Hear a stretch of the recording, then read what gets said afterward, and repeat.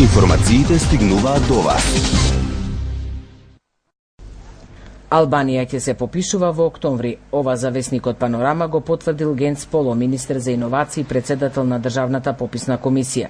Според него, секој албански граѓанин покрај основните податоци ќе може слободно да искаже етничката и верска припадност и мајчиниот јазик.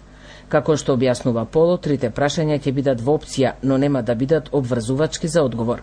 Пописот во Албанија требаше да се спроведе во април, но поради мајските локални избори истиот беше одложен. Дел на албански историчари и политичари се против етноверски попис, зашто како што оценува, тоа било вон европските стандарди на штета на албанската нација. Представниците на малцинствата, пак меѓу кои македонското, се заканија дека доколку не се дозволи, ќе го бойкотираат пописот и нема да ги признаат пописните резултати, како што тоа го сторија и на пописот во 2001. Надеваме овој пат конечно да има еден фер демократски попис, каде слободно секој македонец да излези на попис, да се попише слободно. Предлог законот за попис набрзо треба да го усвои законодавниот дом.